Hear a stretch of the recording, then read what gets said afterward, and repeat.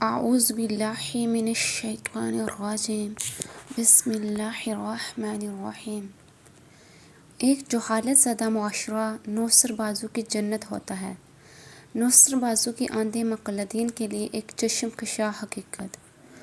کچھ سال پہلے کی بات ہے، ملتان میں ایک ناگا پیر مشہور تھا، یعنی وہ جسم پر کپڑے وغیرہ نہیں پہنتا تھا، ننگا ہی رہتا تھا، اور اکثر اس کی عقیدت مند عورتیں اس کے آس پاس بیٹھی اس کی ٹانگیں دباتی تھیں، اس کے بازو دباتی تھیں، یعنی ہر وقت اس کی خاطرمداری میں مصروف رہتی تھیں۔ اور جو کوئی عقیدت مند اس کے پاس اپنی مراد لے کر آتا تھا تو وہ تبرک کے طور پر اپنے زیر ناف بال اکھاڑ کر اسے دیا کرتا۔ کافی عرصہ تک یہ ڈرامہ بازی چلتی رہی۔ ایک دن یہ بات علامہ احمد سعید خان ملتانی مرحوم تک پہنچی۔ علامہ صاحب کچھ دن بعد وہاں استانے پر جا پہنچے اور اس ننگے پیر سے ملاقات ہوئی۔ آپ نے ان کے ننگے پن پر کافی لعن طعن کی اور بڑے ہی غصے سے کہا کہ آپ کو شرم نہیں آتی کہ آپ لوگوں کو تبرک کے طور پر اپنے جسم کے غلیظ ترین بال دیتے ہیں۔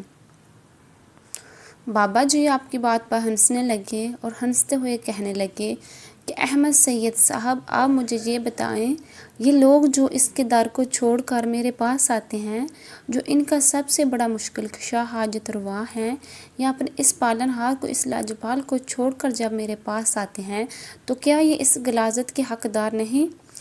علامہ صاحب کو اس کی اس بات نے لاجواب کر دیا۔ اب آتے ہیں شف شف والی سرکار پر۔ ان پر الزام لگایا جاتا ہے کہ وہ معصوم لوگوں کو ٹھگتا ہے۔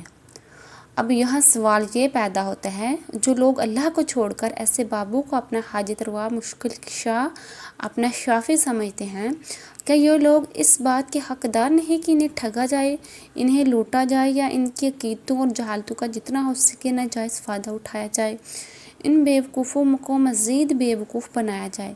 یہ لوگ یہ سب ڈیزرو کرتے ہیں۔ بے نقاب کرنا ہے تو ان لوگوں کو کرو جو بندوں کی اندھی تقلید کرتے ہیں، جن کو یہ پٹیاں پڑھائی جاتی ہے کہ بندے بھی مشکل کشا حاجت روا ہو سکتے ہیں، کہ بندوں کو بھی صحت اور تندرستی دینے پر اللہ نے قدرت دے رکھی ہے، کہ بندوں کو بھی اولاد دینے پر قدرت دے رکھی ہے، کہ بندوں کو بھی تنگی اور فراخی پر قدرت دے رکھی ہے۔